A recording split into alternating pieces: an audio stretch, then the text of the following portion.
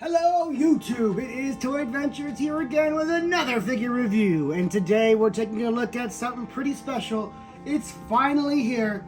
Finally, we've been waiting, I don't even know how long, but too long for this. I remember it was announced a while back, further back than most of the figures we've already reviewed here, and only now have we gotten our hands on it, but it was worth the wait. Today we're taking a look at the Jurassic World Habitat Defender Triceratops. So for those of you who are not in the loop, this is our brand new Triceratops. It is bigger than all the rest. It is properly sized, and it is, I believe, real feel. I could be wrong about that. In fact, let's just test it out. No, it's plastic. But it is the largest Triceratops we've gotten. It is the best so far, and as you can see right there, proudly stated on the box, it is made of recycled materials. So this is also an eco-friendly toy, which makes it even nicer, right? You're making an impact. So really cool project they did here, making these out of recycled plastic. So buying a million of these, you really don't feel so bad because it's all plastic that has already been used before. So it's not like they're creating more, you know? So really, really nice. But yeah, other than that, that being that huge thing on the box, we just have a nice desert background for this one. So this is a desert Triceratops. Had the little cactus logo right there. It says Habitat Defender. Nothing much on the top. Here on the back, it says product made from ISCC certified plastic, 60%. So really cool. Packaging printed using pure vegetable dill ink. So this whole thing is just totally eco-friendly. Really cool of Mattel to do something like this. Really, really cool. And yeah, I mean, not only having an eco-friendly dinosaur toy, but also just the fact that, yeah, they made a proper Triceratops. They corrected the sins of their past and have given us something truly worth buying again. Because usually I don't buy the Triceratopses anymore. But this one, I might just need 2 more of this one. But anyway, that is it for the box on this girl. I cannot wait to see how she actually is. So let's go ahead and break her out of containment. Alright, and here we have this majestic girl out of the packaging. And one thing I noticed immediately about it, along with its size, is that it's oddly thin. It looks kind of squished. Like, that's a really, really thin profile for a Triceratops. These are usually pretty chunky boys, especially in Jurassic World. I don't know what it is or what they did, but it looks really thin. And it's really tall, so it comes off, the proportions come off a little strange. But from a side point of view, you can't notice that at all. And it looks really good. This is a really nice looking profile shot. It has a wonderful sculpt on the body with all those osteoderms traveling onto the thigh. Very Jurassic Park-esque. It looks just like the one we saw in the first movie. Moving down to the arms, you don't really have any paint there, but you still have the osteoderms sculpted in. The sculpting on this thing is fantastic. It's really, really nice. The whole body is this solid plastic and no real rubber on it anywhere. Trying to feel, no, not even on the tail. So it's all plastic. These osteoderms are nicely painted, which is kind of throwing me off for Mattel. Usually they do not paint in details like this, and especially not this nicely. So this is a real standout for Mattel. That these osteoderms are all quite nicely painted in. Not on the front arms, couldn't get the budget to go that far, but it's okay, it's okay. I appreciate the effort, at least on the thighs. The bottom of the body is actually separately sculpted plastic. As you can see, there is actually a seam right in there. And the head is, of course, a separate piece that is on a ball joint, so you do get a bunch of movement in this head. I mean, look at all of that range of movement. It is really impressive. I think this might even be a little bit more impressive than the actual Hammond Collection Triceratops. You have just such a range of movement with this thing. It's really great. Just look at that. Interesting thing I noticed about the sculpt. No, you're not gonna be able to see that. But right at the back there, you can almost see what looks like it's supposed to be sculpted in scarring or something. Like battle damage. I don't know what it is, but it's right way there where no one will ever see it. Just a weird little thing I just saw. But yeah, let's see. My only real complaint with this thing so far is the proportion of the weight. It's too thin to be a big prehistoric bull cow. You know, this doesn't feel right. I mean, maybe for a super athletic, in shape Triceratops that's always running around, but I don't know. I just feel like they should be a little more plump. It's not too crazy, but you can see how much the legs actually dip into the body, which doesn't look too right. It looks like this thing is starving, and like its rib cage is protruding out. So just a little strange. Just a little strange. Not saying it's a bad Triceratops, but perhaps not the absolute perfection that everyone is saying. But that is not going to take off very many points from me, because everything else about this guy is fantastic. I already went over the paint. It is not too much real paint to go on. It's just brown with a cream body. You do have a nice brown fading going on here in the frill, where you have a much darker brown that fades into a lighter brown leading into the face. So there is some hue and opacity variation going on there. And then you have the paint obviously for the osteoderms, which is nice. So this thing definitely does look nicely painted and detailed on the shelf.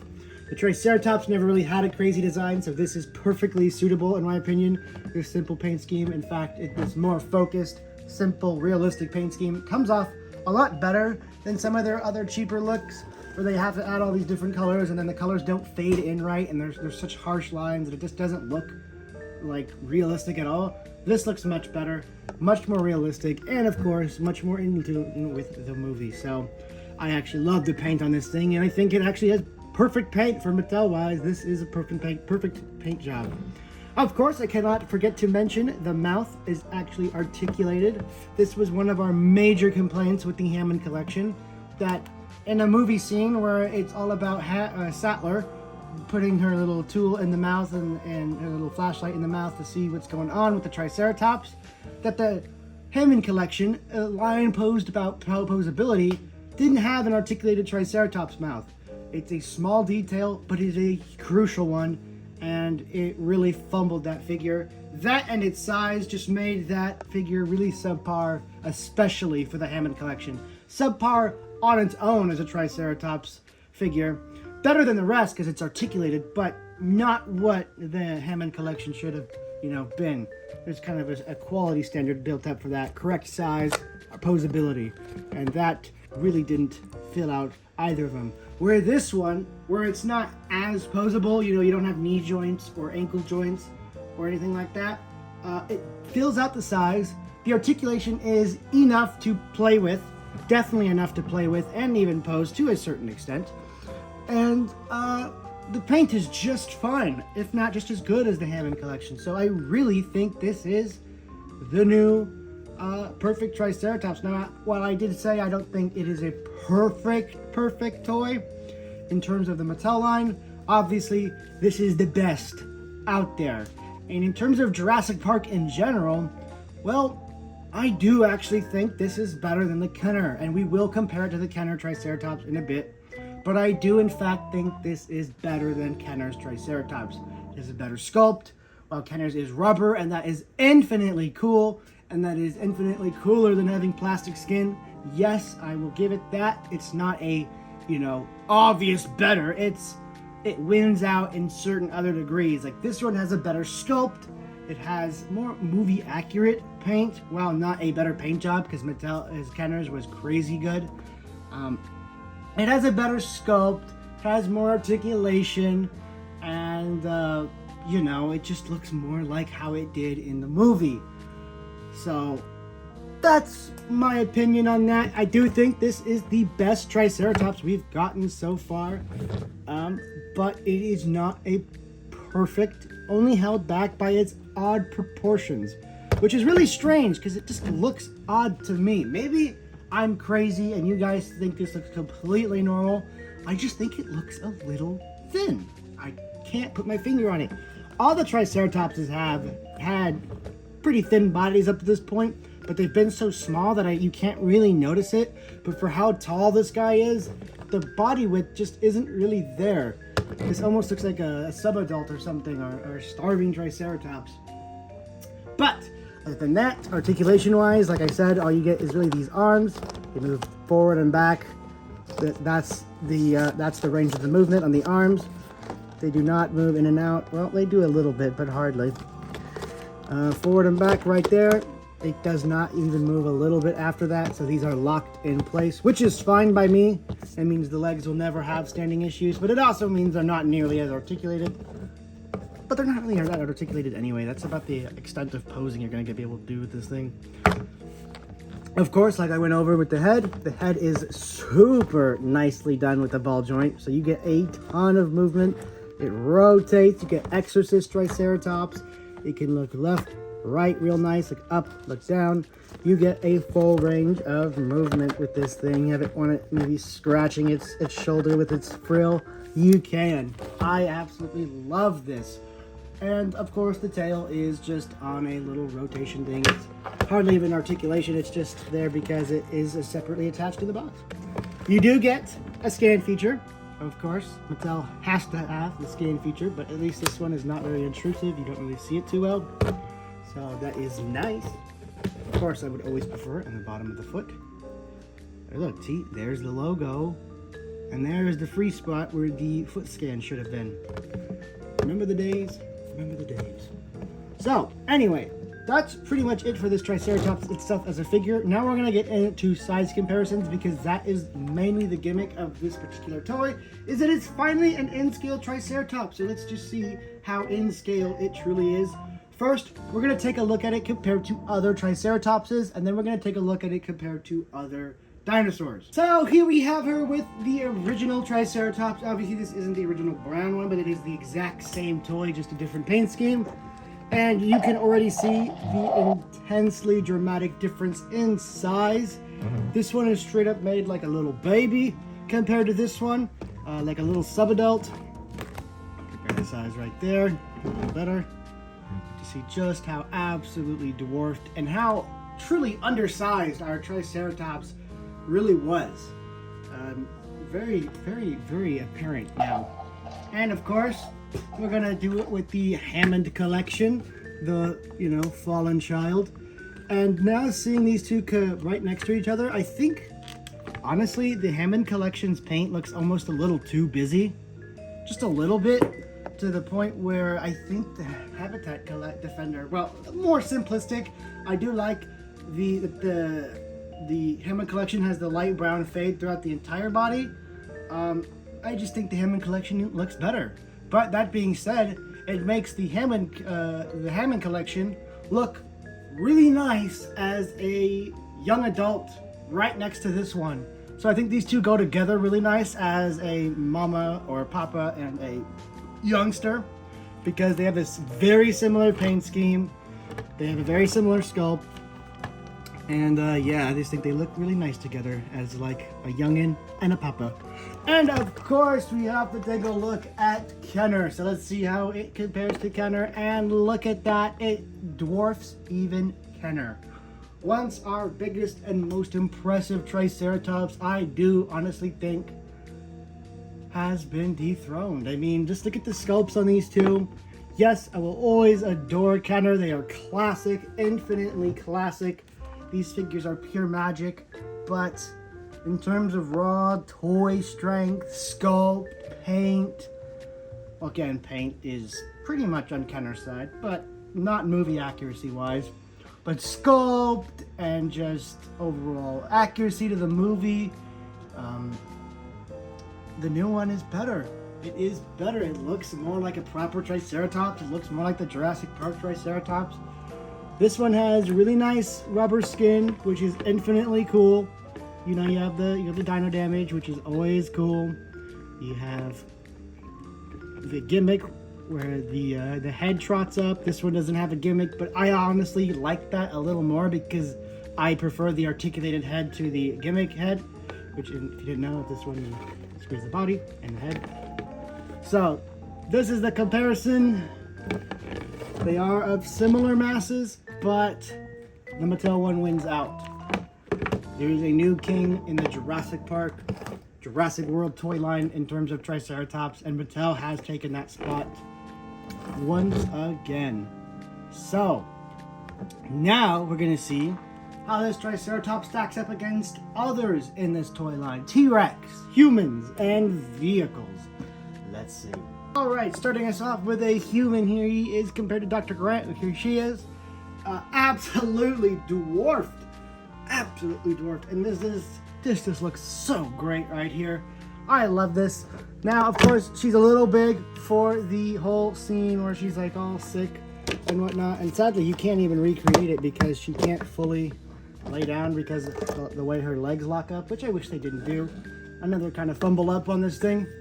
But as you can see, yeah, a little too big for that scene just because, well, I'm sure the Triceratops in that actual scene was actually a young'un and not a fully grown one because, as you can see, they're huge and much bigger than what we saw in that one movie scene. So I guess the Hammond collection is technically accurate to that Triceratops, but Triceratops in general, no, not quite. But that's okay, because now we take a look at it compared to a car. We'd love to have Triceratops wrecking up cars with those horns. And how do they compare with the Ford Explorer? And the Ford Explorer stands no chance. Absolutely no chance. Very, very nice. This looks really cool. Absolutely fantastic. I am so happy with this thing. Now, it's time for the legendary matchup. A rivalry going back millions of years. The ultimate old foes. Finally back together, and thanks to Mattel, finally properly matched up once again. This is perfect. This is how a T-Rex and a Triceratops should look stacked against each other, relatively equals. That is why they are legendary foes. Not because Triceratops was easy prey and a small little dinosaur that the T-Rex could easily get its head bound on and break its neck, but because they are matched up titans. Triceratops is a defensive beast, while Tyrannosaurus is an offensive monster. An immovable object hitting an unstoppable force. And this matchup truly makes that a reality. Instead of it being this little Triceratops and this big old T-Rex, you finally have a proper matchup. This is perfection. I am floored. Mattel, you have truly outdone yourselves. Now, I'm going to give this thing a final score of 9 out of 10. It barely misses a solid 10 out of 10 just because the proportions kind of throw me off. I'm not sure why they locked the articulation on the legs. And that's pretty much it. Just the proportions. It really does throw me off in looking at it from certain angles, but also at the same time looking at it from other angles, it looks absolutely perfect. So it's really just how you look at it, in my opinion. Like from the front, it looks a little thin, a little too thin, but from the side, it looks absolutely perfect. So I would display this thing from a sideways angle to get the best look out of it. But I still think this is a wonderful toy by Mattel. They knocked it out of the park, and I can't wait to get 2 or 3 more of these guys just to have my own little herd of trikes that are actually properly sized, properly intimidating, and articulated mouths. Anyway, guys, that has been it for this review. This has been the Habitat Defender Triceratops. I hope you all enjoyed the review. If you did, please leave a like, share, and definitely leave a comment telling me what you thought about this review, what you think about this toy, and maybe what you want to see next on the channel. Please share the video if you enjoyed it with people you think might enjoy it as well to help the channel grow. That is the #1 way you can give back to the channel. Completely free, only takes a couple seconds of your time, and it helps out more than you can possibly imagine. So thank you all, and I will see you guys in the next video, whenever that is. Toy Adventures signing out. Peace!